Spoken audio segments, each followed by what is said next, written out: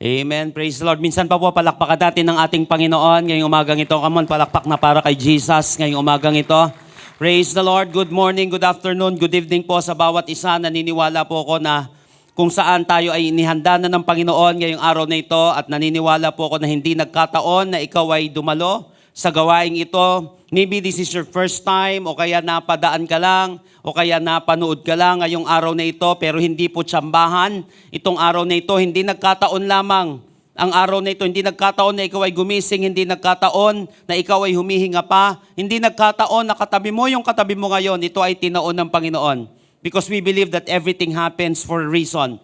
May dahilan po ang Panginoon, mga kapatid. Ang pagkapanganak mo dito sa mundong ito ay hindi lamang tsamba. Ito ay may dahilan kung bakit pa tayo humihinga sa kabila ng mga pagsubok na nararanasan natin sa buhay. Hindi ito nagkataon lamang. Ito po ay may mga kadahilanan. At dalangin ko ngayong araw na ito, kapatid, patuloy mong makita, maranasan ang kabutihan ng ating Panginoon. Pwede po ba at least 2 o 3 tao batiin mo naman na nakaka-bless na good morning? Praise the Lord. Purihin po ang Panginoon. So tayo po ngayon ay nasa 3rd installment na po ng ating brand new series ngayong June entitled Victorious Secret. Ito po yung mga katangian ng matagumpay na buhay. Sa mga pinag-usapan po natin noong nakaraan, if you want to be successful, may ugali ang taong patuloy na nagwawagi. Ito ay isang attitude na patuloy na nade-develop natin sa ating buhay. Pinag-uusapan po natin na kung saan ano yung mga dapat na ma-develop sa akin, ano yung mga work ethics, ano yung mga dapat na mabuo sa buhay ko para nang sa gayon, magkaroon ako ng isang katangian, ng isang matagumpay. Ang isang talunan na tao ay may katangian. Ang isang kampiyon na tao ay may katangian. Ganon din naman po mga kapatid, pagdating sa kabiguan, ito din ay may katangian. Kaya nga dapat napapansin natin, ano itong mga bagay na katangian na kung saan meron itong mga tao na kung saan hindi umuusad yung buhay, wala nangyari sa kanilang buhay, bakit pa natin gagayahin? Alam naman na natin na may traits iyon. Alam naman natin na papunta na yun doon. For example, the Bible said in Proverbs that pride goes before destruction. Alam na pala natin ang susunod sa destruction ay pride. So, kumbaga, mauna muna ang destruction and then mauna muna ang pride and then sigurado susundan niya ng destruction. Bakit? Hindi na siya matututo, hindi na siya mababago, hindi na siya magre-repent because of pride. So alam na natin kung saan maglilid ang isang katangian. Kaya nga po mga kapatid, naniniwala ko na kung saan may dina-download sa atin ng Panginoon o kaya naman may kinakarga sa atin ng Panginoon na kung saan mga katangian para sa isang matagumpay na buhay, lalo na ngayong taon na ito. I don't know kung ano specifically yung dream natin. I don't know kung ano specifically yung pangarap natin. Yung mga bagay na kung saan gusto natin mapagtagumpayan sa ating buhay. Hindi ko alam kung ano specifically yan. At naniniwala ko, alam ng Diyos yan, kaya ka nandito ngayon. Dahil may gusto ang Panginoon na ma-develop sa'yo, ano man ang edad mo. Ikaw man ay napakabata pa o may edad na, if you're not dead, God's not done, and the best is still ahead. Ngayong oras na ito, napaka-importante po ng ating pag-uusapan. Dahil may kinalaman po ito mga kapatid, kung paano magiging response natin sa panahon na kung saan magulo yung ating kalooban. Hindi lang yung kapaligiran natin. Because yung greatest battle natin, wala naman sa paligid natin. Kasi pwedeng napakagulo ng ating paligid pero napakapayapa ng iyong isipan. And that's the real definition of peace. Kaya sinabi ni Lord sa mga disciple niya nung panahon na magulo ng kanilang kapaligiran, sinabi niya, peace be with you. Sinabi ng ating Panginoon, ang tunay na definition ng peace, walang iba kundi nakakaranas ka ng katunay na kapayapaan sa kalagitnaan ng kaguluhan. Ito po yung pag-uusapan natin ngayon. Let's get started. According po mga kapatid kay Sharon Melnick sa kanyang libro na Success Under Stress, Powerful Tools for Staying Calm, Confident, and Productive When the Pressure's On. Sinabi niya po that 71% of senior executives around the world reported that the resilience to turn obstacles into opportunities is extremely important in determining whom to retain. Kapag may i-retain na tao sa isang trabaho, sa isang proyekto, sa isang kumpanya, 71% ng senior executives, sinasabi nila na napaka-importante sa kanila na may sense of resilience itong taong ito. Kaya niyang mag-turn ng obstacles into opportunities. Yung pagsubok, kaya niyang gawin ito na oportunidad sa kanilang kumpanya, sa kanilang buhay. Paano bumabangon itong taong ito kapag siya ay nakakaranas ng matinding pressure, na matinding problema? Yun ang nire-retain nila. Hindi yung mga tao na may pagsubok tapos ayaw na agad, madalas mafa-fire na yon o gagawa na lang ng paraan yung kumpanya para mawala siya. Kasi hindi naman siya asset eh. O kaya naman kapag siya'y pasuko, susuportahan na lang nila yon. Sige, okay lang yan. Uwi ka na sa inyo. Intindihin mo na muna yan. Gumagawa sila ng paraan kasi napaka-importante sa isang organisasyon, napaka-importante sa buhay, yung resilience. Napaka-importante saan mang sitwasyon na kaya nating i-turn in yung obstacles into opportunity. So yung topic na pag-uusapan natin ngayon, magpo-provide ito ng timeless and flexible array of stress-busting strategies to help you overcome the things that are weighing you down. How to stay calm, confident, and productive when the pressure is on. Paano tayo mananatiling kalmado, confident, produktibo sa panahon na kung saan napakatindi ng stress na nararanasan natin? I want you to open your Bible with me in 1 Thessalonians chapter 5, verses 16 hanggang 18. 1 Thessalonians chapter 5, verses 16 hanggang 18. Sinabi ni Apostle Paul sa church na ito, sa Thessalonica, rejoice always, pray without ceasing, in everything give thanks, for this is the will of God for you in Christ Jesus. In probability, yung 1 Thessalonians po, ang pinakaunang naisulat ni Apostle Paul na kanyang libro o yung mga letters na isinulat niya. Meron tinatawag na prison epistle, nandiyan dyan yung Philippians, nandiyan dyan yung Ephesians, nandiyan dyan yung Philemon. Sinulat niya yon sa panahon na siya nasa kulungan. At ito, napaka ganda po nitong unang isinulat na ito ni Apostle Paul. Dahil makikita natin, syempre dito yung unang ginamit ng Panginoon para sa kanya. In all probability, ito po yung unang sinulat niya. Yung pangalawa po ay yung Galatians. Kaya nga po, dito sa passage na ito po ay sinulat niya from Corinth. Sa Corinto niya isinulat ito. After po na kung saan yung kanyang co-worker at son in faith na si Timothy ay bumalik from Thessalonica. Actually, si Timothy yung galing sa Thessalonica. At nag-report lamang si Timothy sa kanyang father in faith na si Apostle Paul kung ano yung nangyayari sa mga mananampalataya dun sa church na yon.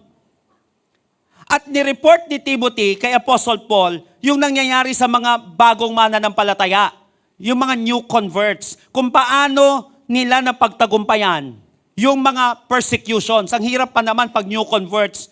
Sino dito ikaw yung first na generation na Christian sa family mo? Yung hindi religion na Christian, na ikaw yung sinasabi natin born again na Christian o evangelical na Christian. Ikaw yung first time o kaya ikaw yung isa sa mga unang-unang mga mananampalataya sa family mo, hindi madali. Dahil naranasan ko rin ang masaraduan ng pintuan, naranasan ko rin na kung saan gumagawa ka ng hindi maganda, wala namang problema, pero kapag gumagawa ka na ng kay Lord, may kinalaman sa faith, nagkakaroon na ng big deal na siya. So magkakaroon ngayon ng matinding persecution. Ganun ang nangyayari sa kanila. And as a young church, there were few doctrinal misunderstanding. Natural naman siya dahil bata nga yung gawain. Nagkaroon ng ilang mga doctrinal misunderstanding that needed to be dealt with.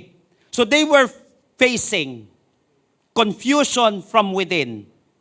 Because yung mga misunderstanding na yon, sa kanilang mga pananampalataya, may confusion from within and persecution from without. Kaya sinabi ni Apostle Paul sa kanila, Rejoice always. Pray without ceasing. In everything give thanks. Alam naman po natin, ito maganda. I want you to listen to this very carefully. We know God wants us to be joyful. Gusto ng Panginoon sa atin maging joyful tayo. Maging praying tayo. Mapuno tayo ng thanksgiving. However, yung modifier na ginamit dito ni Apostle Paul, yun ang medyo nagiging challenging dito. Hindi lang medyo, matinding challenge. Yung nilagay dito ni Apostle Paul. Biruin mo, matindi na yung may persecution na silang nararanasan from within. Confusion na. Tapos persecution from without. Ang bihira, may matindi pang binitawan na statement dito si Apostle Paul. Okay maging joyful, okay maging prayer, okay mapuno ng thanksgiving. Ang problema, yung command na ito na binanggit ni Apostle Paul, sinabi niya, always be joyful. Always. Hindi na lang joyful. Nilagyan niya ng modifier eh. Nakuha niyo po yung mga kapatid, madaling maging joyful. But how about always?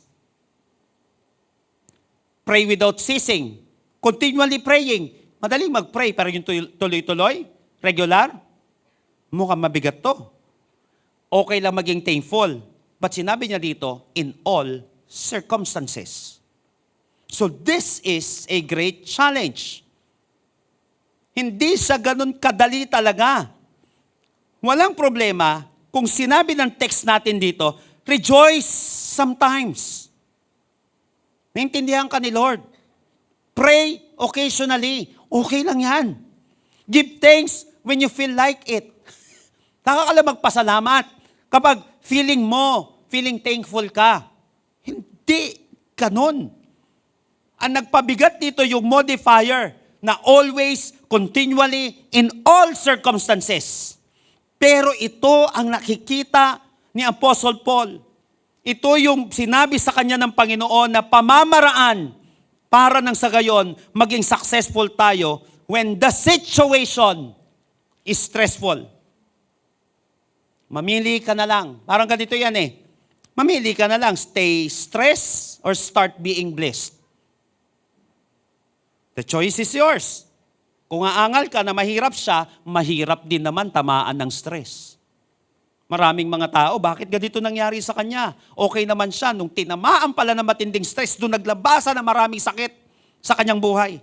Nakuha po natin? So mamimili ka na lang, listen to this, kung saan ka mahihirapan.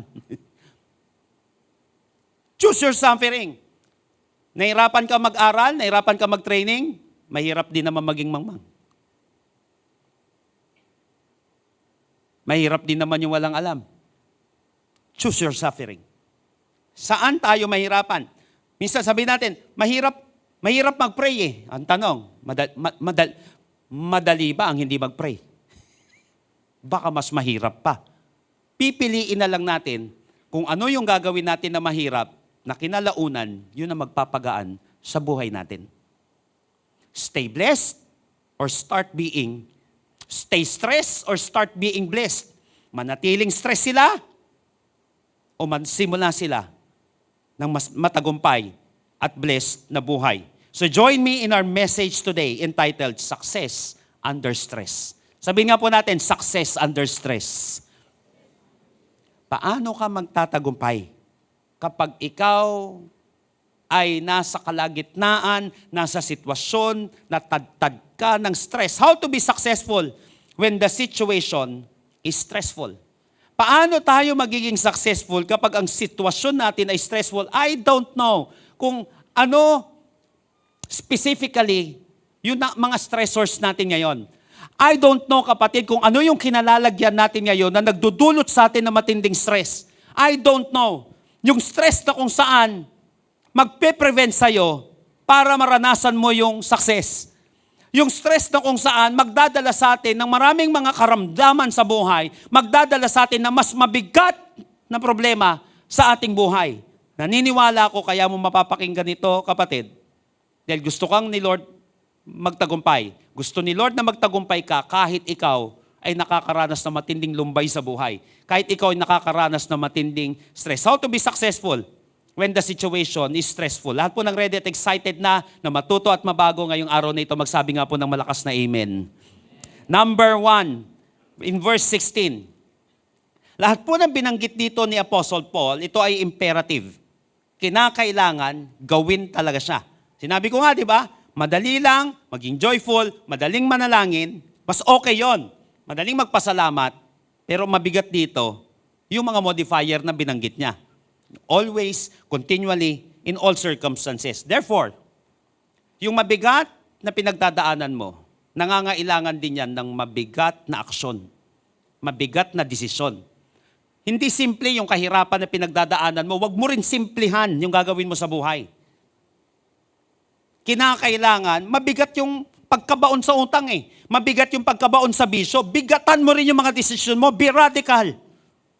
Pagdating sa mga desisyon natin sa buhay. Kasi mamimili lang nga tayo kung saan tayo mabibigatan, kung saan tayo mahihirapan. At naniniwala ako kapatid, yung sakripisyo, yung gagawin natin na ito ang maglilid sa atin sa matinding tagumpay din naman sa ating buhay. Number 1, verse 16. Sinabi ni Apostle Paul, rejoice always. Sinabi niya sa New Living Translation. Sinabi naman sa English Standard Version, rejoice always. Sinabi sa New Living Translation, always be joyful. Number 1, how to be successful when the situation is stressful. Ano ang gagawin mo? Number 1, be joyful. Sabihin nga po natin, be joyful. Napaka-importante ng kagalakan na ito. Pag sinabing joyful, it means to be in the habit of being happy or feeling blessed. Hindi lang siya feeling blessed, dapat habit. Yung trip mo lang na ilagay sa status mo ngayon, dito sa Facebook o saan bang social media account mo, na feeling blessed. Kaya lang minsan lang natin ilalagay yon kapag trip natin. Once a year, once every leap year, gagawin natin. Hindi yun sinasabi ni Apostle Paul. Kinakailangan maging habit mo ang pagiging masigla, ang pagiging blessed. Rejoice always. Now, does rejoicing always mean that you always go around laughing all day? Ito ba ang ibig sabihin ni Apostle Paul nung sinabi niyang always be joyful or rejoice always, na dapat hindi nababago yung bibig na yan. Dapat laging nakabungis-ngis, dapat laging nakastretch yung bibig na yan. Ito ba yung ibig sabihin ni Apostle Paul? Or are you sinning, if ever, na ikaw ay ma-feel sad? O kaya, if ever, that you are grieving? Nagkasala ka na ba sa panahon na ikaw ay nalungkot na? Dahil sinabi ng Biblia na always be joyful at ito ay imperative pa. Ito ba ay pagkakasala? Alam niyo po mga kapatid, if rejoicing means always being upbeat and never feeling sadness, then malaki po ang problema dito. Dahil ultimo si Apostle Paul, hindi laging nakabungis-ngis at hindi laging nakangiti. Then, malaki ang problema din natin. Bakit? Ultimo si Jesus Christ, hindi yun ang ginawa niya. Isa sa madaling maalala na verse na kung saan magsasabi nito, John 11:35. Isa sa pinakamaikling verse sa Bible, Jesus wept. Pagkakasala na ba siya kapag hindi ka laging upbeat at ikaw ay nakakaranas minsan ng feeling sad sa buhay? Ito ba ay matindi ng kasalanan o wala ka lagi sa laughing or smiling mode? Hindi po yun ang ibig sabihin nun. Psalm 37 verse 4. Take delight in the Lord, and He will give you the desires of your heart. Napaka-importante po na maunawaan natin na kung saan mo ba kinukuha yung tunay na kagalakan na yan. Kasi utos ito, hindi pwedeng baliin siya. Gusto mo mapagtagumpay, yung inner struggle mo, yung matinding stress sa buhay mo, hindi pwedeng mabago ang salita ng Panginoon. Always be joyful. Rejoice always. Sabi nga po natin, always. Paano ngayon yon? Ano ba ang ibig sabihin nito? Kay Lord mo kuhain kasi yung kagalakan mo. Take delight in the Lord, sinabi dito. So, ano ang ibig sabihin ngayon ni Apostle Paul nung rejoice always? Okay, tignan din muna natin ito. Sa Greek po ang ibig sabihin, itong statement na ito ni Apostle Paul, ito po ay kairo. It means a feeling of inner gladness, delight, or rejoicing. Inner gladness. Ito, mga kapatid, ay matatagpuan lamang sa kaibuturan ng ating puso. Now, the question is, how to rejoice always? Pag sinabing Cairo, yung sinabi pala niya dito, na kahit na pala hindi laging nakabungis-ngis, pero dapat lagi kang rejoicing. Paano ito? First, mga kapatid, how to be joyful? First, be joyful thoughtfully. Be joyful thoughtfully. Ibig sabihin, nito mga kapatid, ulitin ko, ito po ay imperative, ito ay command. So, Paul is not really talking about just our feelings. Hindi lang ito may kinalaman sa nararamdaman natin. Ang sinasabi dito ni Apostle Paul na rejoice always or always be joyful, Paul is addressing our mindset, our focus. Yung mindset natin at yung focus natin kasi inner nga siya. Inner gladness, delight, or rejoicing. Binanggit kanina, Psalm 37:4. Delight yourself in the Lord. Take delight in the Lord and He will give you the desires of your heart. Ibig sabihin, may focusan ka, may iisipin ka, para nang sa gayon, lagi ka may kagalakan. Saan ka ba nakafocus? Ano yung mindset natin dito? Nagfo-focus ka ba sa lalong ikalulungkot mo o nagfo-focus ka sa kung saan makakapagbigay ng kalakasan sa'yo at kagalakan sa'yo sa panahon na matindi ang pagsubok na nangyayari sa iyong buhay? Saan yung hugot mo? Saan yung focus mo? So be joyful thoughtfully. Mindset.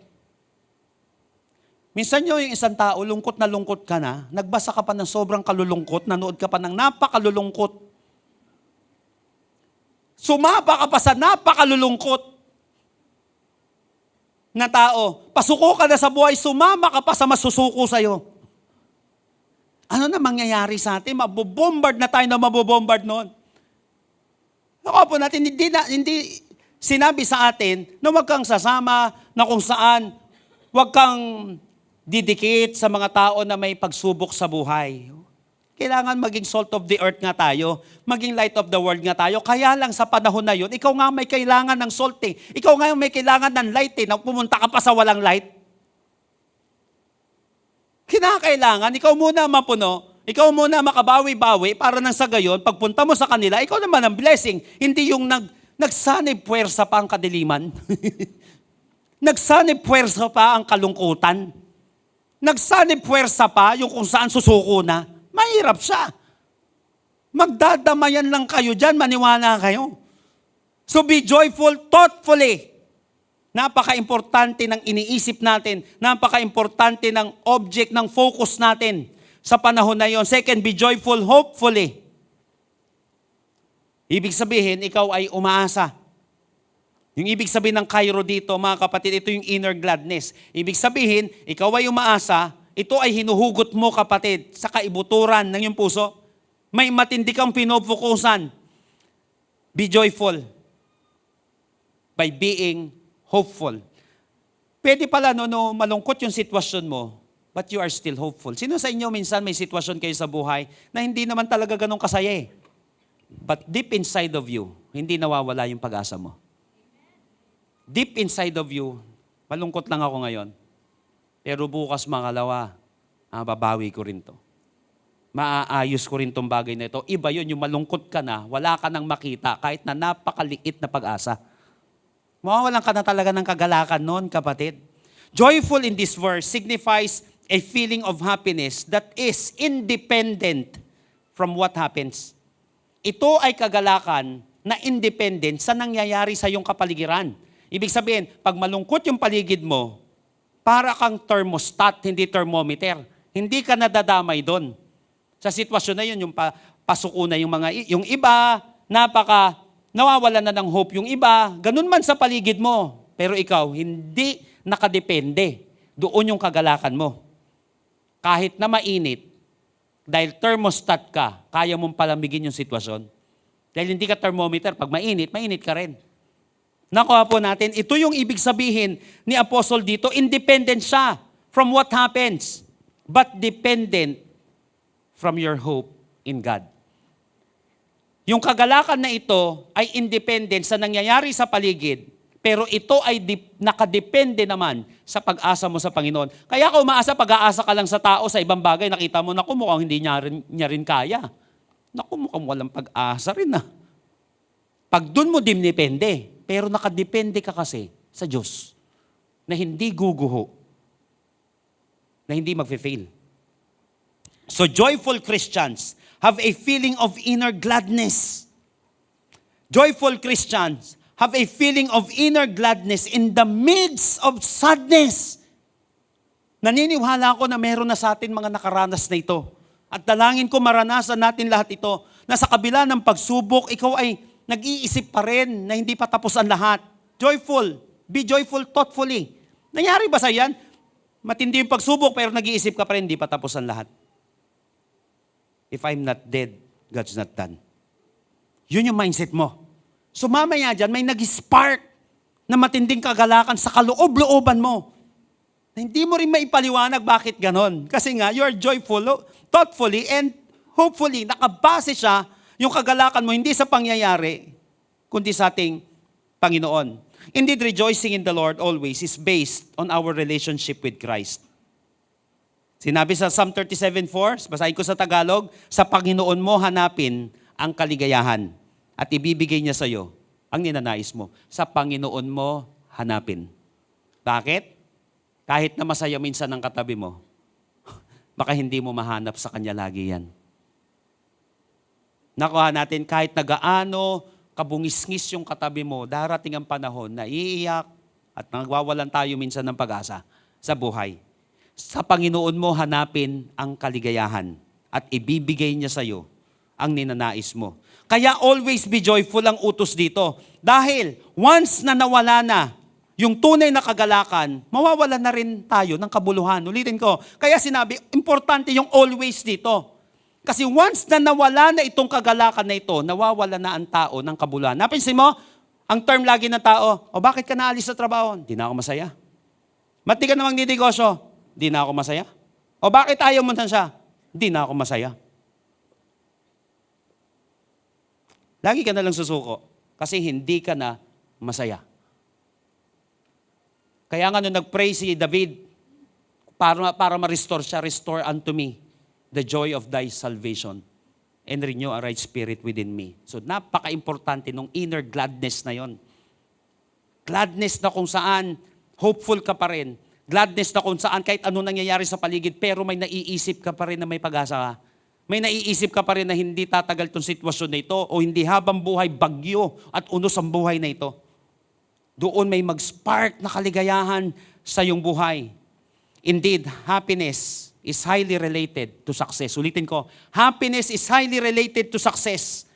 You don't need to be successful to be happy. Ulitin ko, you don't need to be successful to be happy. Kasi maraming happy, hindi naman successful. But you need to be happy to be successful. Hindi mo kinakailangan, kapatid, na maging successful para maging masaya ka. But you need, kinakailangan magalak ka para mag-succeed ka. Bakit? Related lagi ang kagalakan sa tagumpay ng tao. Related lagi ang kagalakan sa tagumpay ng isang tao.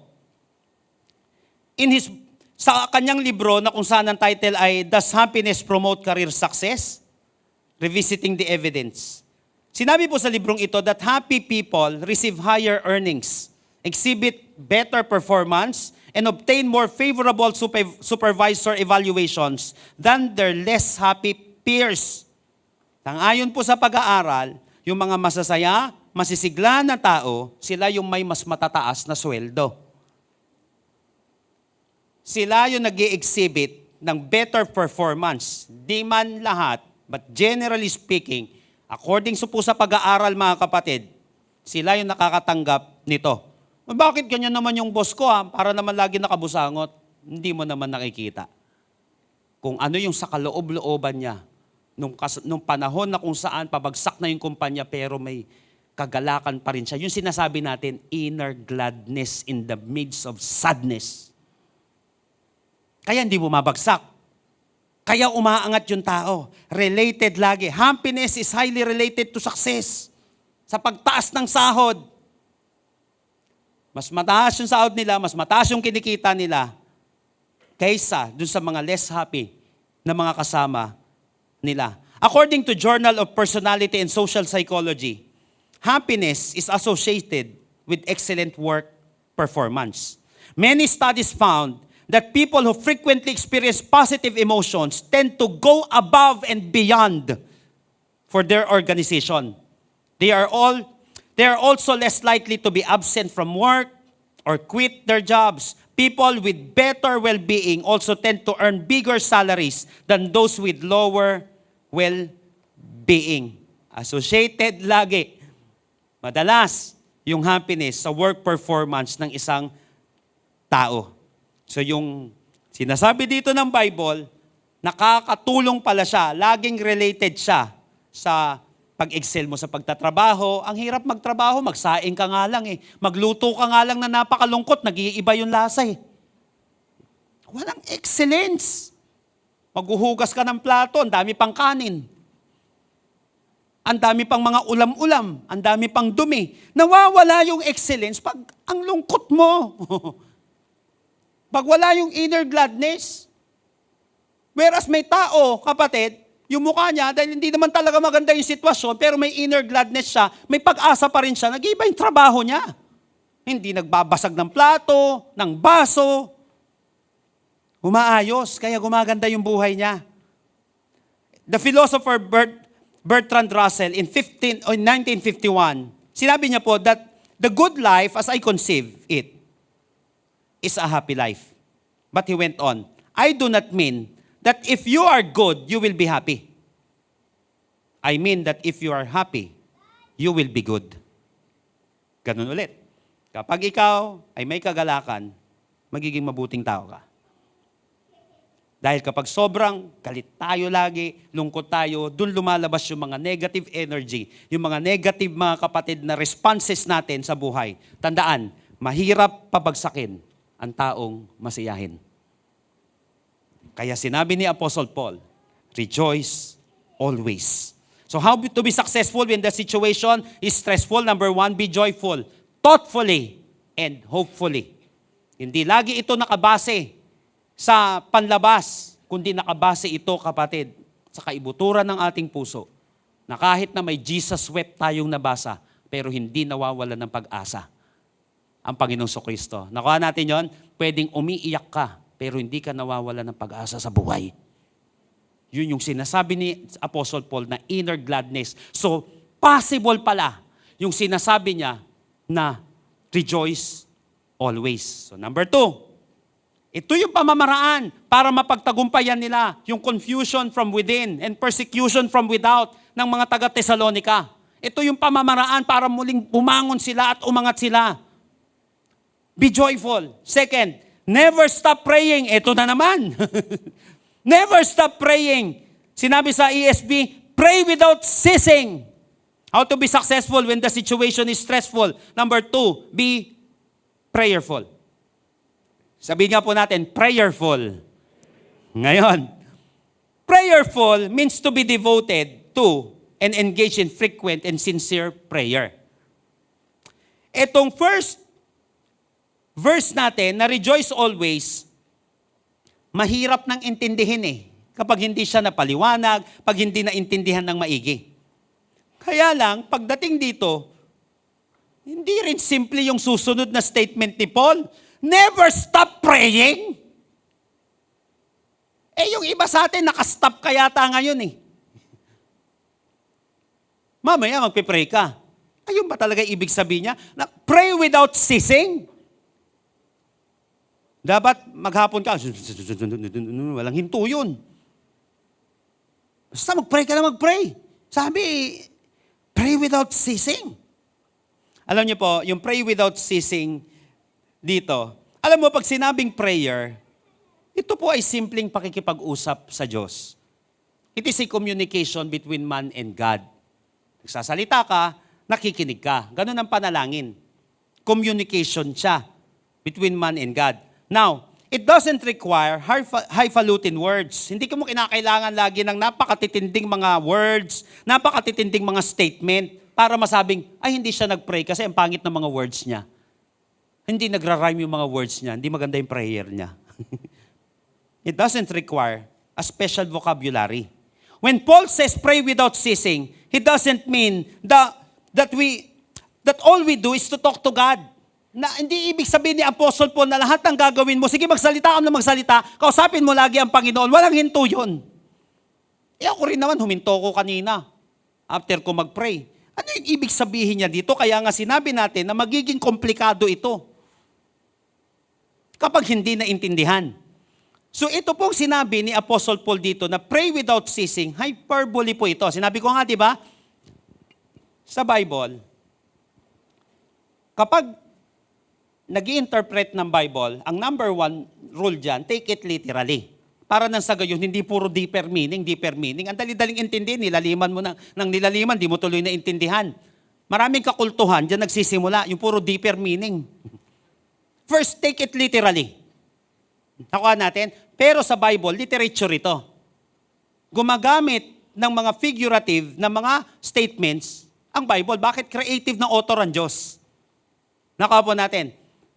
Kailan mo masasabi na dapat i-take ko ito figuratively?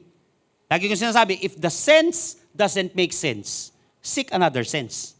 Dahil sigurado may sense yung sinasabi ng Bible. Bawa sinabi ni David, nung lumuha siya, bumaha sa kwarto niya.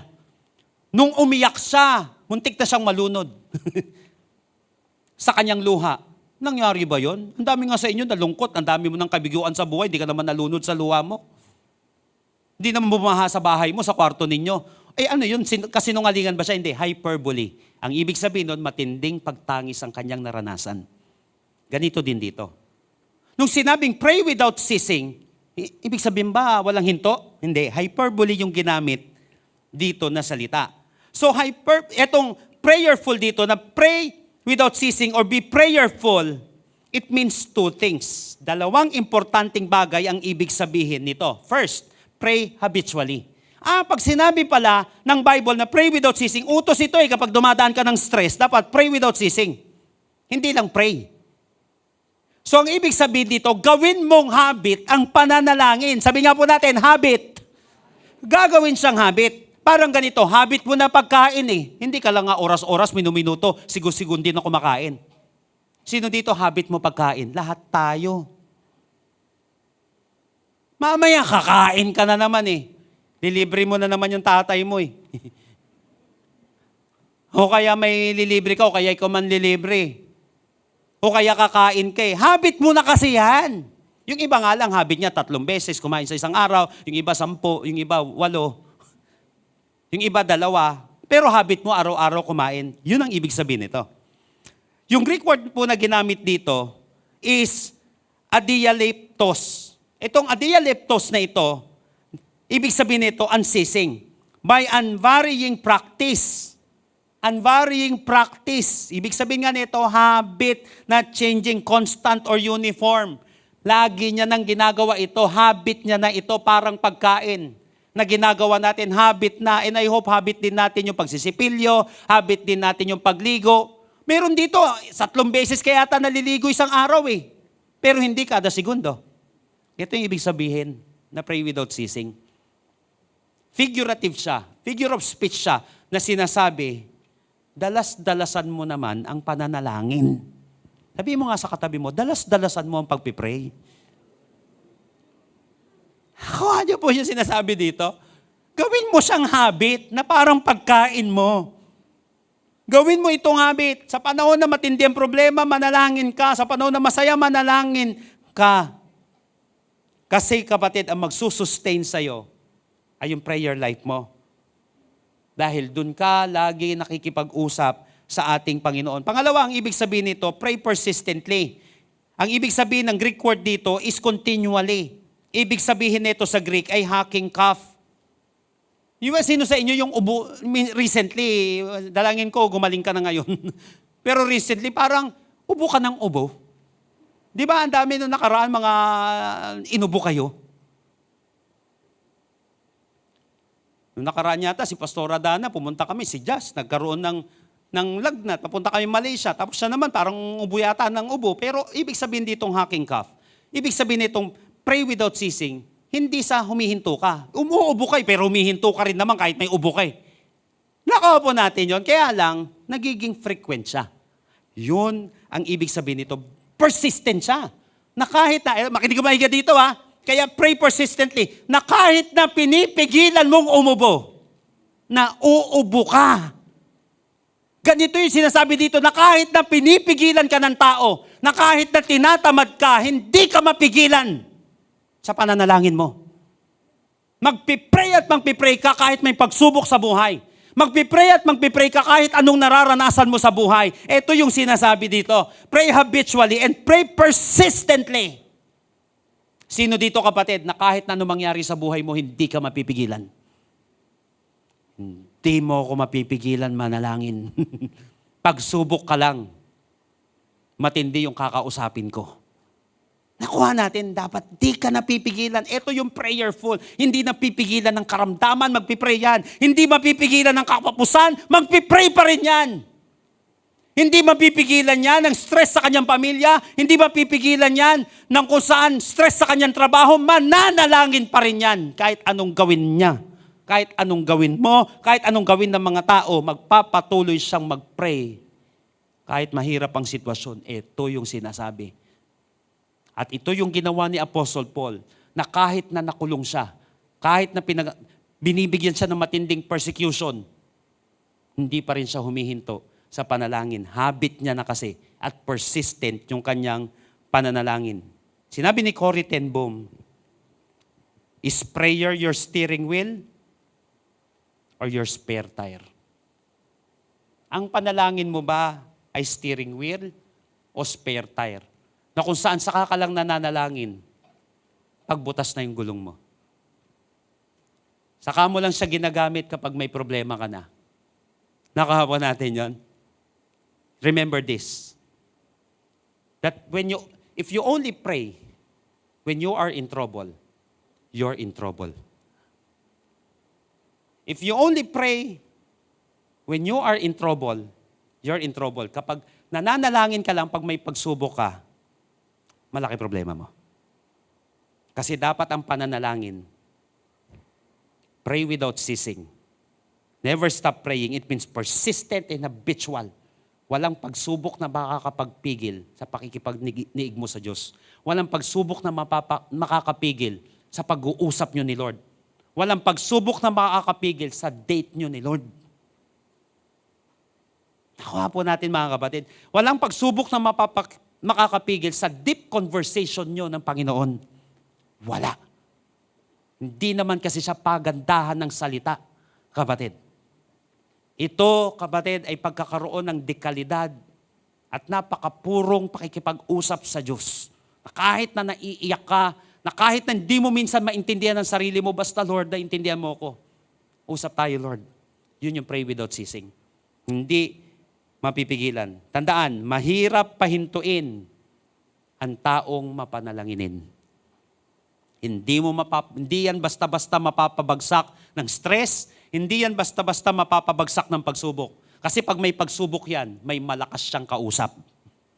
Nakuha po natin. Sa panahon na mabigat yung sitwasyon mo, sa panahon na mahirap kausap ang paligid mo, kapatid, kausapin mo yung pinakamalakas na kausap mo. Yung pinakamakapangyarihan na pwede mo makausap. Sa panahon na lubog ka sa iba't ibang sitwasyon, kausapin mo yung pinakamatindi, pinakamalakas, pinakamakapangyarihan na pwede mo makausap. Walang iba, kundi ang Panginoon. Kaya hindi ka talo kapag si Lord ang lagi mong kausap. Hindi ka talo pag si Lord ang lagi mong kanig. Come on, malakas na palakpak, malakas na papuri sa ating Panginoon. Praise the Lord. Be prayerful. Mahirapan ka pabagsakin eh. Kasi lakas ng kausap mo.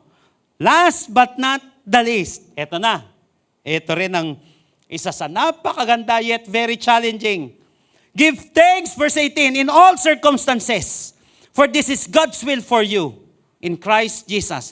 How to be successful when the situation is stressful. Number 3, be thankful. Sabihin nga po natin, thankful.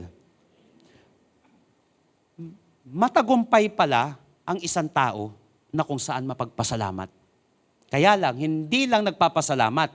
Give thanks in all. Sabihin nga po natin, all. Ito mabigat dito. Listen to this very carefully. Paano ko ba masusunod ito? Dahil ulitin ko, imperative to. Ito yung susi. Hindi pwedeng mag-compromise dito. Pwede ba prayer lang? Hindi, sabi, pray without ceasing. Habit mo, kahit pinipigilan ka, pray ka. Kahit kapigil-pigil ang sitwasyon, manalangin ka pa rin. Kahit mahirap ang sitwasyon, gawin mong habit, be persistent sa panalangin na yan. Nakuha po natin, paano to ngayon? Give thanks in all circumstances, for this is God's will for you in Christ Jesus. How to be thankful? Number 1, be thankful unconditionally. Pag sinabing unconditionally, bakit po? Give thanks in all. Walang kondisyon. In all circumstances. Yung Greek verb po dito mga kapatid, yung Greek na ginamit dito ay active voice siya. Pag sinabing active voice, it means that this is a personal choice that we must make continually. Ito ay personal na choice mo na dapat gagawin mo lagi. Kasi active voice siya. Give thanks in all circumstances. Ngayon, pray unconditionally. Kahit mahirap yung sitwasyon, give thanks kasi sinabi in all circumstances. Listen to this. Ano yung dapat mong ipagpasalamat sa sitwasyon na ito na ikabubuti mo, ikalalago mo, at ikaluluwalhati ng ating Panginoon? Dapat unconditional. Kahit mahirap, maghahanap ka pa rin ng ipagpapasalamat mo sa Panginoon. Find a lesson even in hard situation. Sa pamamagitan nun, makakapagpasalamat ka in all circumstances, unconditionally. Ulitin ko find a lesson in every hard situation. Maghahanap tayo ng lesson. Ang hanapin mo kasi kapatid, sa mahirap na sitwasyon, lesson, hindi lason. Lesson at hindi prison yung magkukulong sa'yo. Mahirap na nga yung sitwasyon Ilalasunin pa natin lalo sarili natin sa mga sinasabi natin na tinitingnan natin. Give thanks in all circumstances. Don't just pray, Lord, how can I get out of this? Laging ganun ang tao, Lord, paano ba ako makakaalis sa kahirapan na ito? Okay na naman siya Lord, paano po ba ako makakaalpas sa sitwasyon na ito? Pero madalas ang tao, ganun ang prayer niya. But don't just pray, Lord, how can I get out of this? But pray, Lord, what can I get out of this? Minsan kaya kasiguro hindi pinapalabas ni Lord sa sitwasyon na yan. Uy, ang ganda nito, sinabi, for it is God's will for you in Christ Jesus. So ibig sabihin, God is sovereign. Bakit hindi ka lumalabas sa sitwasyon na yan? Baka kasi hindi ka pa natututo. O kaya naman, nagpipray ka, Lord, pasaganain mo po yung buhay ko. Yung pagsagana mo pala, doon mo pala makukuha sa sitwasyon mo doon sa kahirapan mo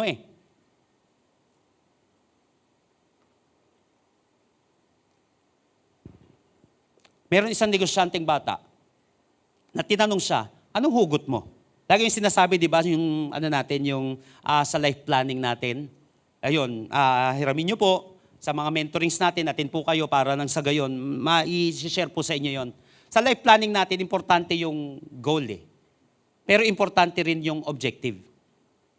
Kinakailangan, dapat malinaw sa'yo kung ano ba ang gusto mong gawin specifically. Pero dapat malinaw din yung objective mo. Bakit? Pero dapat lalim-laliman mo yung hugot mo.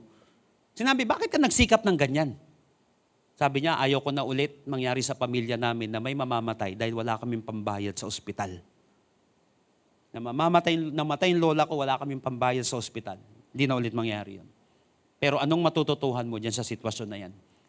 Nakuha po natin mga kapatid, find a lesson even in hard situation.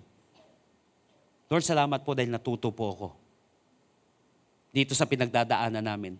Sa totoo lang, marami akong hugot dahil sa pinagdaanan namin Kaya sabi ko, huwag mo akong sisisihin, tinutulungan ko, di lamang ang sarili ko, pati yung ibang tao na makaahon sa buhay. Wala akong pakialam, husgahan mo ako ng prosperity preacher. Dahil kalooban ng Panginoon na mag-prosper ang tao, but in a right way. At huwag mo akong pag-preachin ng poverty preaching. Hindi, maghirap kayo na maghirap, magbaon kayo sa utang. Luwalhatiin nyo si Lord dyan. Nakuha natin, magbaon ka sa utang, magbayad ng utang. Sige, umasa ka ng umasa, sumandal ka ng sumandal hanggang mainis sa'yo mga tao. Luwalhatiin mo si Lord dyan. Yan ang kalooban ng Panginoon. Yun ba yun? Nakuha po natin mga kapatid. Dapat na humagahanap ka ng lesson kahit na mahirap. Ngayon, ito maganda. Be thankful unconditionally. Dapat maghahanap ka pa rin, ano matututuhan ko dito sa pangyayaring ito. Hindi lang lagi, Lord, paano ko lalabas sa sitwasyon na ito? Baka hindi ka ni Lord nilalabas, doon mo makukuha yung kayamanan mo. Hanap ka ng ginto sa lugar na kung saan napakaputik o napakadilim. Ganun ang mga minero. Nakuha po natin, nakikita nila yan doon. Recently kapatid, may napulot ka ba na ginto doon sa huling pinagdaanan mo sa buhay na kung saan ipinagpasalamat mo sa Panginoon? Sabi ko, kaya ako ganito dahil sa pinagdaanan ko sa buhay. At ngayon ko lang napagpapasalamat sa Panginoon dahil ultimo 5. Kung meron ka pa nakikitang 5 ngayon, marunong ako magpahalaga. Pati sa simbahan, alam po nila yan. Dito sa atin, pati sa kaperahan natin. Dahil alam ko mawala ng pera. At alam ko ang importansya ng 25 kapag wala kang pamasahe. At nagpapasalamat ako, dumaan ako sa ganong kahirapan dahil ngayon natututo ako magpahalaga kahit sa maliit na pera. Na dati, pwedeng mahirap ka, wala ka pa rin pagpapahalaga sa pera eh. Wala ka nang makain, bumibili ka pa ng drugs. Huwag mo yun. Kala ko ba wala kang pera? Eh ba't may panlasing ka? Kala ko ba wala kang pera? Bakit may pang hit-hit ka na kung saan sisira sa katawan mo? Nakuha po natin yun mga kapatid. Papasalamat tayo sa Panginoon dahil ang dami nating natututunan dito sa pagsubok na nararanasan natin. Second, be thankful purposefully. Hindi lamang unconditionally. Pero dapat nagpapasalamat ka kasi may dahilan yung pagpapasalamat mo. Bakit nakalagay dito? For this is God's will for you in Christ Jesus. Sabi nga po natin, for.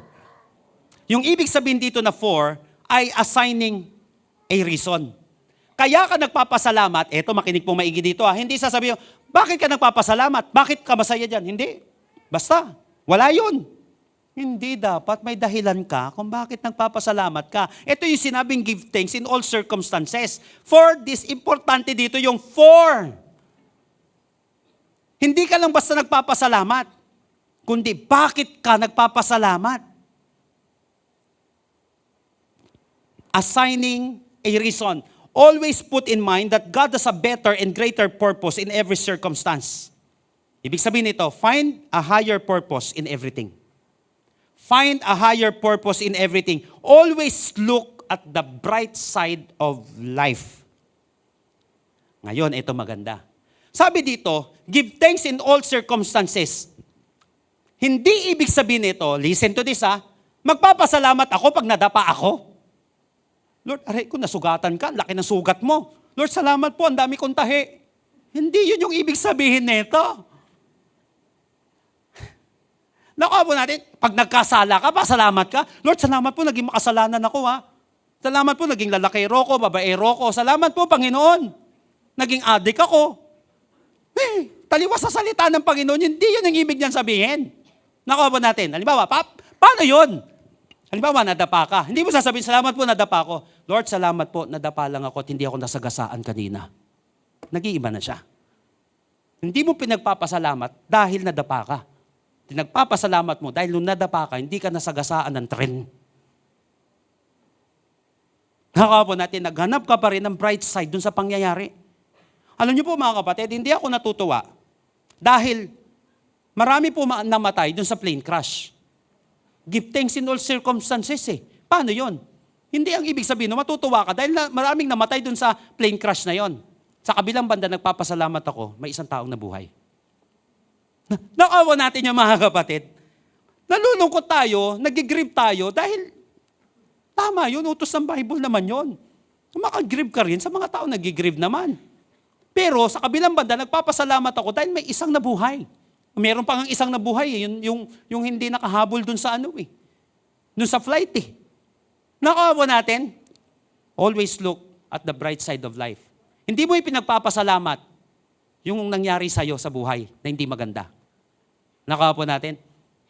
Na-addict dati, naging lasinggero, bumagsak sa mga pagsubok, hindi ka nagpapasalamat dahil doon, pero nagpapasalamat ka. Hindi ka nagpapasalamat dahil sa pagbagsak mo, nagpapasalamat ka dahil nakabangon ka.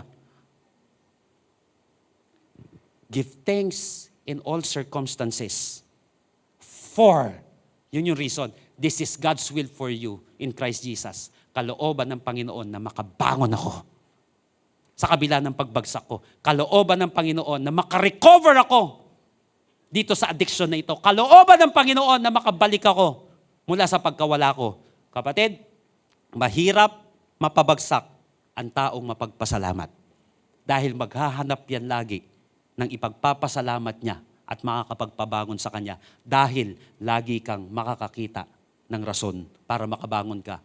For, saan ka huhugot?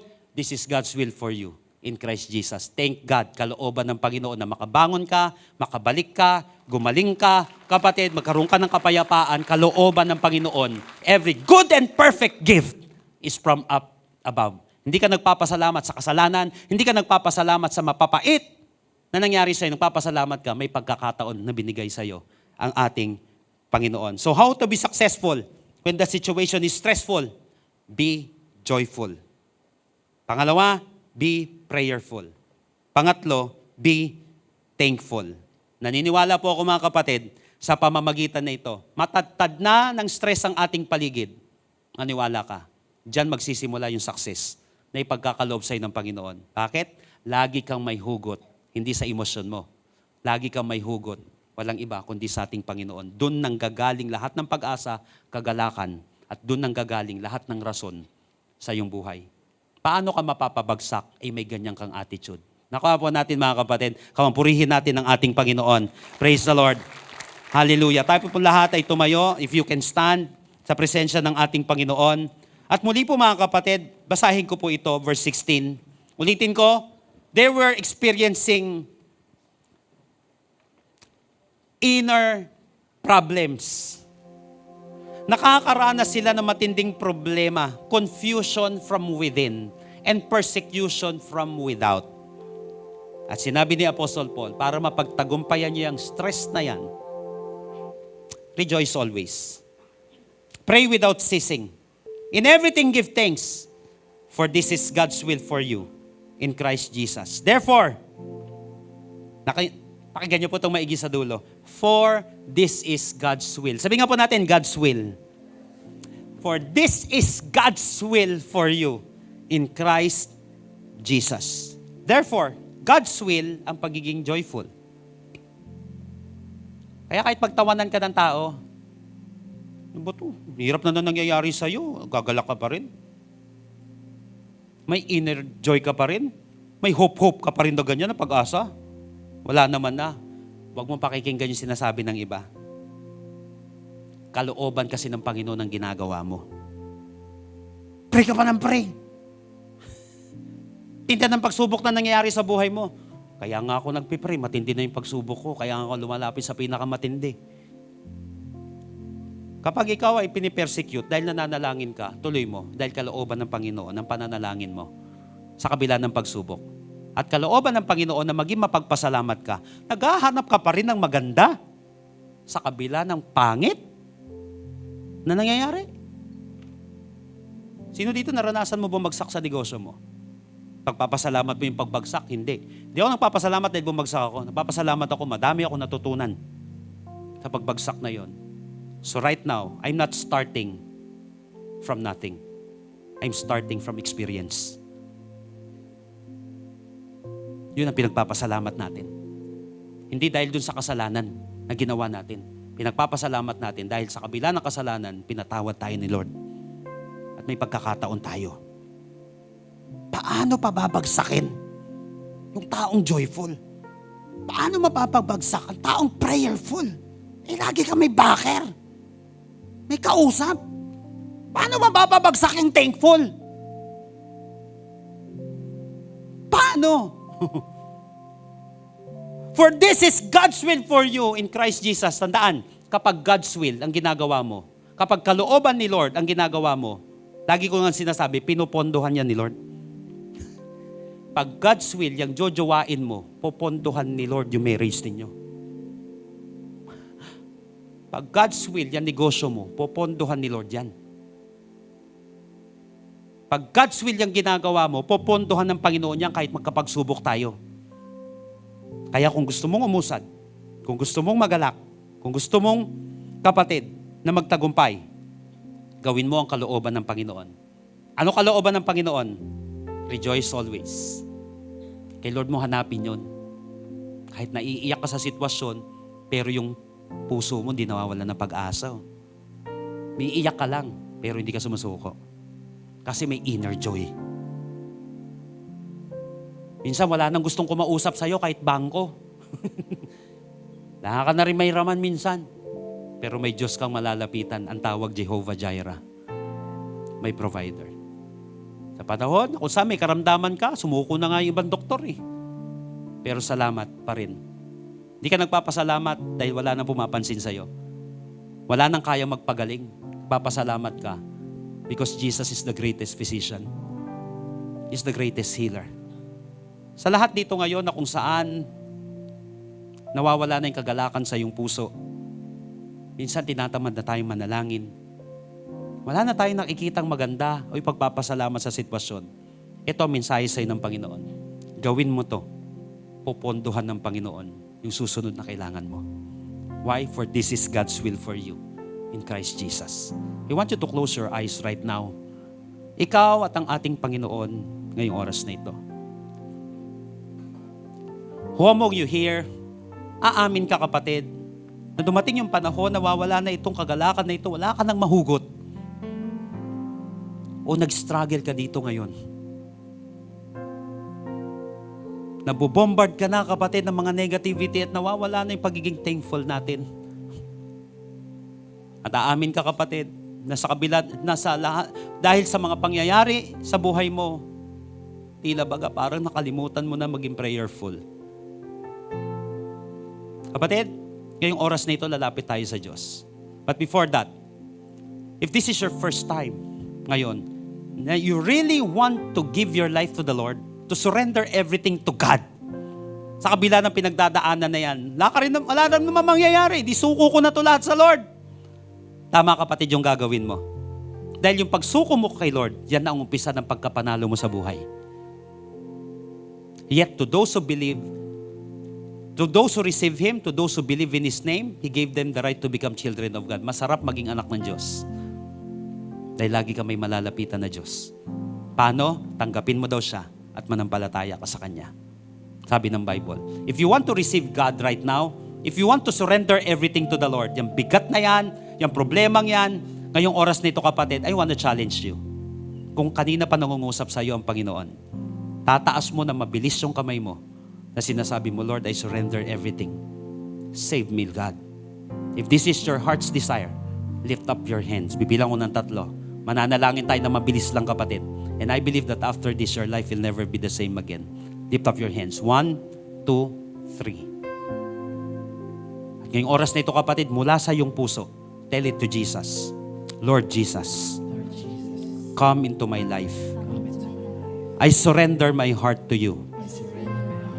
I admit that I'm a sinner, but I believe that you are my Savior. Starting today, be the Lord of my life. Save me. In Jesus' name. Amen. Kapatid, kung first time mo ipinanalangin yan, ulitin ko, sabi ng Bible, sino man tumanggap sa Kanya, manampalataya sa Kanya, bibigyan niya ng karapatan maging anak ng Diyos. Now, kung ginawa mo yan, may karapatan ka nang tawagin siyang tatay. Kahit wala ka ng tatay, di man naging perfect yung tatay mo, matatawag mo na siyang ama. At may karapatan ka na lumapit sa Kanya sa anumang sitwasyon dahil anak ka ng Diyos. Yet to those who receive Him, to those who believe in His name, He gave them the right to become children of God. Sa mga ginawa na itong desisyon na ito dati pa, at nakakaranas ka ngayon kapatid, ng tila baga tinatanggal ng kalaban yung kagalakan sa iyong puso. Hindi ka ginagawang mapagpasalamat. Puro kadiliman na nakikita natin sa buhay.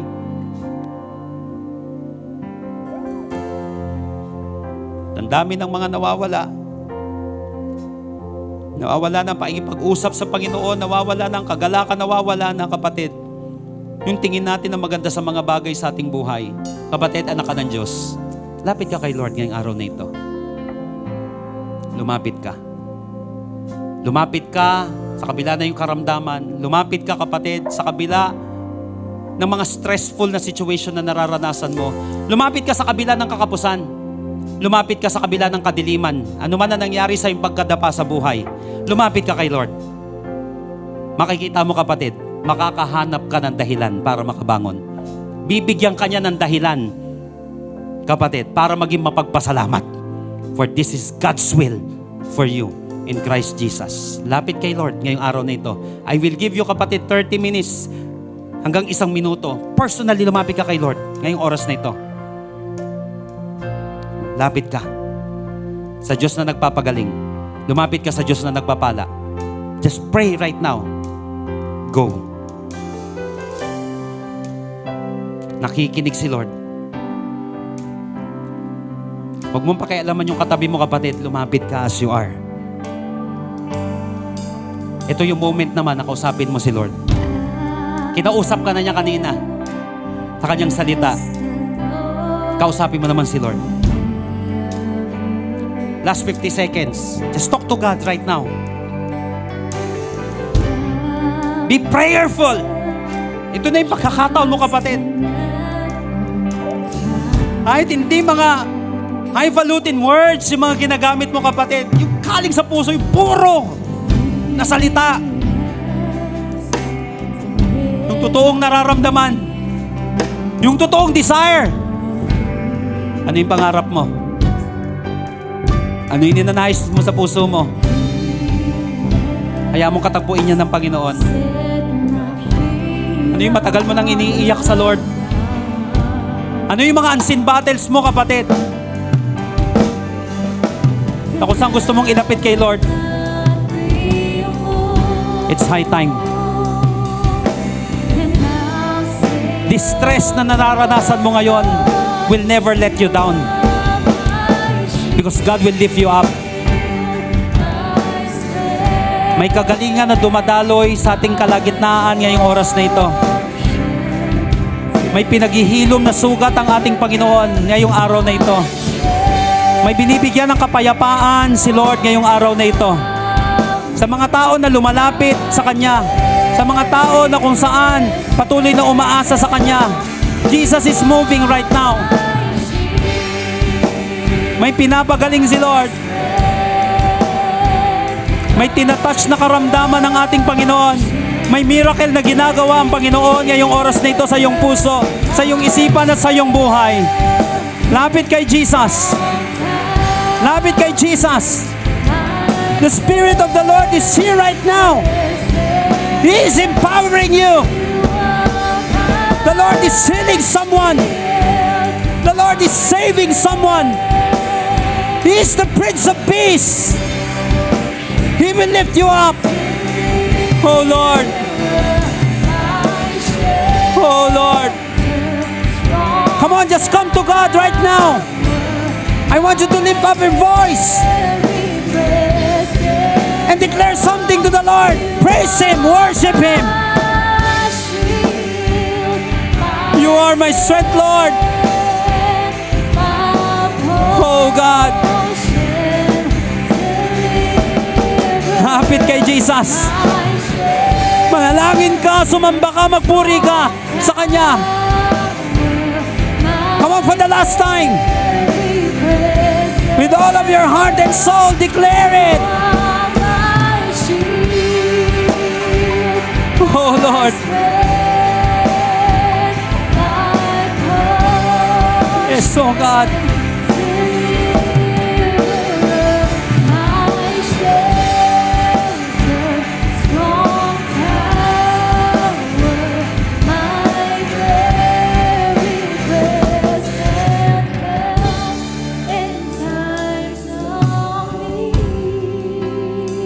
Salamat po, Panginoon.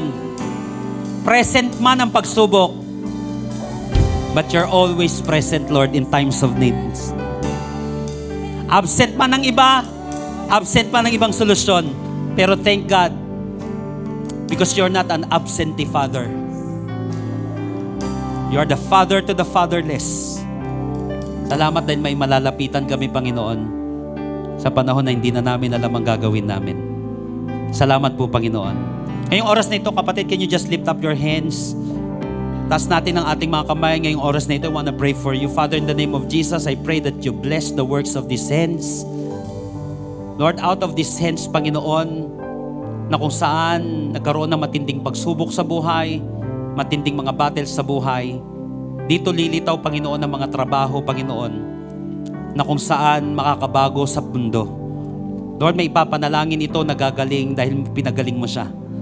Lord, may pagpipray siya, Panginoon, na magkakaroon ng kapayapaan dahil binigyan mo siya ng kapayapaan ngayon. May mapagpapala ang mga kamay na ito dahil una mo siyang pinagpala ngayon, Panginoon. Salamat. Hindi kami nagpapasalamat dahil kami nagkasala. Nagpapasalamat kami, Panginoon, dahil pinatawad mo kami. Sa kabila ng mga pagkakasala na yun, salamat po, Panginoon. Dahil sa kabila, Panginoon, ng mga pagsubok sa amin, may testimony kami ngayon. Salamat po, Panginoon. Maraming salamat sa kagalingan. Salamat sa kapayapaan. Salamat sa iyong kabutihan. Ito po ang aming panalangin sa pangalan ni Jesus. Lahat po'y magsabi ng Amen and Amen. Come on, mas malakas na palakpak ng pinagpala ni Lord. Amen. Praise the Lord. Hallelujah.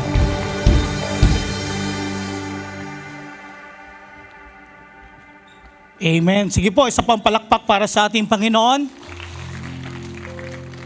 Isang bagay po na tayo po ay magpasalamat sa Panginoon. This is an opportunity na ibalik po sa ating Panginoon ang ating tithes. This is our way to thank our Lord in our life. Bigay po natin yung offering po natin sa Kanya, our expansion, pagtatanim natin sa gawain ng ating Panginoon. This is our way kung paano ipasalamat sa Panginoon ang lahat ng ginawa niya sa ating mga buhay. At nandiyan po sa inyong mga bangkuan po ang mga envelope that you can write your name.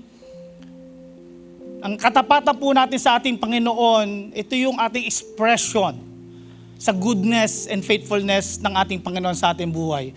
God remind us in Matthew chapter 6, isang bagay po na natutunan natin doon, tinuro ng ating Panginoon, especially in verse 19, that we can store yung mga bagay dito sa lupa, kaya lang ito ay nawawala, nananakaw, nasisira. But in the next verses, sinabi ng ating Panginoon, pag ikaw ay naglaan ng treasure in heaven, sa mga panahon na pangangailangan mo, ipagkakaloob ni Lord yung pangangailangan mo. I remind something na meron tayong bank account. Sino dito may bank account? Kaya may bank account tayo sa BPI, sa BDO. Pero sino dito may bank account sa heaven? Are you excited?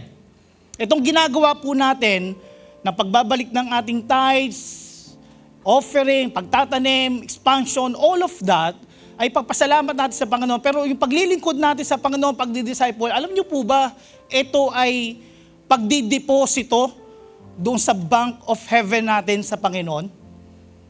Sa panahon na tayo ay nangangailangan, hindi natin kailangan pumunta pa sa bangko, pumila, but a prayer lang. Hiling lang tayo sa ating Ama, sa ating Diyos. Kaya nga, a heart na maging thankful, na lumalapit sa ating Panginoon pagiging tapat. Kapatid, I believe, masagana na yung bank account natin sa heaven. Sino po excited doon? Amen? That every time that we need, kapatid, prayer lang. God is our Jehovah Jireh. Yung bangko natin sa heaven, magkakaloob ng lahat ng pangangailangan natin. Just hold your envelope, have faith with the Lord, maging masaya tayo, and then be excited sa gagawin pa ng ating Panginoon.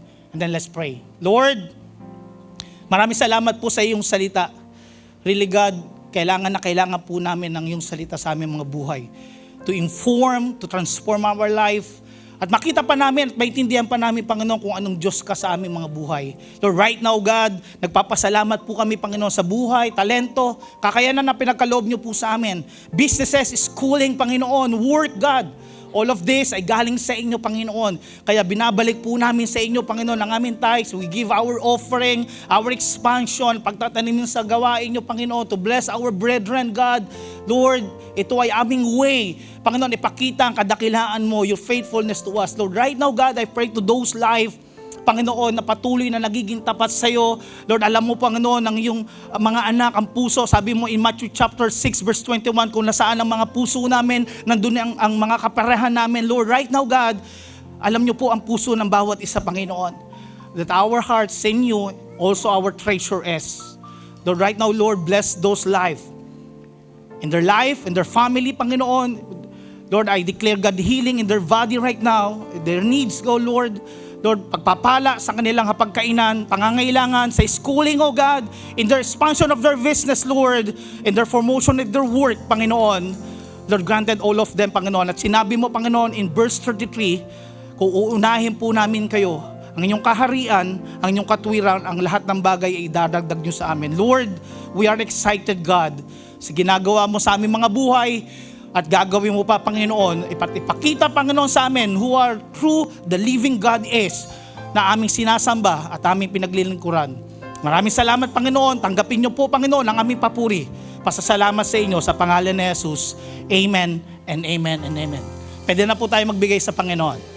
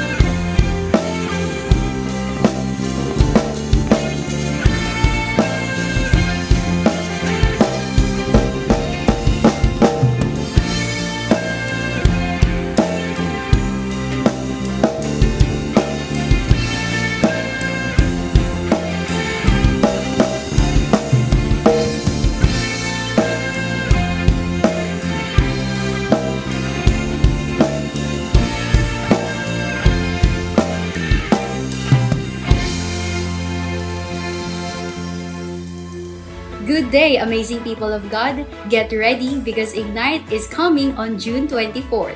Join us as we gather as one body in Christ to listen to another life-changing message from the Lord. Registration is now open. You may register from June 15 to 21 for early bird rate at 30 pesos. And you may also register for the regular rate from June 22 to 23 at 50 pesos. And if you register on the day on June 24th, it will be 100 pesos. This is via Facebook Closed Group Live only. Spread the word, invite your family, friends, and disciples. And together, let's keep the fire burning. Only here at Amazing Hope Christian Church International, where amazing things happen. Amen. Sa lahat po ng pinagpala ng Panginoon, pwede bang pumalakpak po tayo sa Panginoon ngayon? And as you clap your hands, sinasabi mo, Lord, thank you for blessing me today. Amen po. Magkita-kita po tayo sa ating po Ignite. And this week po, para sa lahat ng mga young professionals, we're inviting you po sa ating digital service po sa ating main campus. Kung ikaw ay young pro, you're very much welcome. Okay po, sa ating po main campus. 8 p.m. po yan this coming Wednesday. Of course, we don't want na matapos ang gathering na ito without honoring ang ating mga fathers. Kung meron pong malapit na tatay na ikaw ay may katabi, sabihin mo sa kanya, Happy Father's Day. Amen. Pwede po ba nating patayuin ang ating mga proud fathers, proud daddies? Pag kayo po ay tumayo, mabibigyan po kayo ng joke lang. Mabibigyan po kayo ng simple token of appreciation. Ayan. Pwede ba nating palakpakan ang mga tatay na ito? Amen. Kami po ay masaya na meron kaming mga tatay sa tahanan na ito. Hindi man lahat nandito at hindi man lahat ay nagkaroon ng tatay, pero having you po sa inyo po mga nakatayo, kami po ay masaya dahil si Lord nagbigay siya ng community of believer na kung saan kompleto, may nanay, may tatay, may mga anak. At nagpapasalamat po kami sa Panginoon dahil nagpapatuloy po kayo sa Panginoon. Despite na mga challenges sa buhay, We thank God because alam po namin na pinapalakas po kayo ng Panginoon. Can we pray for our fathers na nandito po ngayon? Ayan.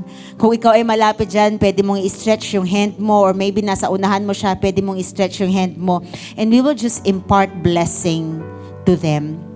Father God, we thank you for these fathers.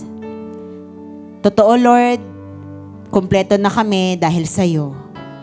Pero yung mga magulang po namin ay tanda, Panginoon, ng yung generosity. Na enough ka na, Lord, pero dahil generous ka, hinayaan mo pa, Panginoon, na meron kaming tatay sa mundong ito. And we thank you, God, for these fathers, Panginoon, na kasama po namin ngayon. We thank you, God, for their lives. Alam namin, Lord, hindi sila perpektong mga tatay. Pero maraming salamat po, Panginoon, sa kabutihan mo, Lord, sa kanilang buhay. We thank you, God, for your grace, Panginoon, sa kanilang buhay. That in times, Panginoon, ng kanilang mga shortcomings, yung grace mo po, Panginoon, ang kumukompleto, Panginoon, sa kanila. Lord, we thank you, Lord, dahil binibigyan mo ng lakas ang aming mga tatay. Lord, maybe bilang mga anak, bilang mga asawa, ang nakikita lang namin sa kanila minsan yung lakas nila as a male bilang mga tatay. Pero Lord, ikaw ang nakakakita ng kanilang kahinaan. But we thank you, God, na sa panahon, Panginoon, ng struggle, sa panahon, Panginoon, ng mga silent battles, sa panahon, Panginoon, na humaharap sila sa kanilang mga kahinaan, kalakasan mo po ang kanilang nakikita. And Lord, we pray na patuloy mo po silang palakasin. Not just physically, God, but we pray, Father God, for inner strength. Lord, we pray, Father God, that you continue to anoint them to do your will, God, sa kanila pong buhay. Lord, we pray, Father God, that you continue to prosper them. We pray for good health, God, sa bawat tatay, Panginoon, na nandito ngayon. At sa kanya, Panginoon, na nire-remember niya yung tatay na hindi niya nakasama ngayon. Lord, even, Panginoon, sa kanila, Panginoon, we pray, Father God, for good health, for blessing, God. And Lord, hayaan mo po na ang mga tatay na ito ay patuloy na samahan ng pabor mo. Saan man sila pupunta, ano man ang trabaho, Panginoon, o business, Lord, na meron sila. Dalangin ko, Lord, yung favor mo ang palagi po, Panginoong, lumukob, Panginoon, sa kanila. Maranasan nila lagi, Panginoon, ang kilos ng iyong mga kamay sa kanilang buhay. And even, Father God, in times, Panginoon, ng kanilang shortcomings as a father, as a husband, and even God, sometimes as a son, hayaan mo po, Panginoon, na ang matagpuan nila ay grasya, Lord, na nanggagaling po sa iyo. And with that, Lord, ikaw po, Panginoon, ang kanilang pupurihin at sasambahin. Panginoon, marami pong salamat muli, Panginoon, for these fathers, God. We lift them up to you, God. Ikaw na po, Panginoon, patuloy, Panginoon, na sumama, Panginoon, sa kanila. We praise you, God, in their lives. We honor you, Father. This is our prayer in Jesus' name. Amen and amen. Pwede ba nating palakpakan ulit ang ating po mga tatay? And if you may right now, you can stand in the grace of God. And can you just declare at least sa dalawang tao, sabihin mo sa kanya, God bless you more. Amen. And when you say that, naniniwala tayo, nagre-release ka ng blessing sa taong yan. Sino po dito masaya na binibless mo yung katabi mo? Nagiging way ka, nagiging channel ka ni Lord ng blessing sa ibang tao. Ganun naman talaga ang Panginoon. Kaya niya tayo kinakausap, kaya niya tayo pinagpapala, because He wants to use us also to become a blessing. Every time na nagpapagamit ka kay Lord as a blessing to other people, patuloy kang pupunuin ng Lord. Kasi alam niya na there are times na baka mauubusan ka.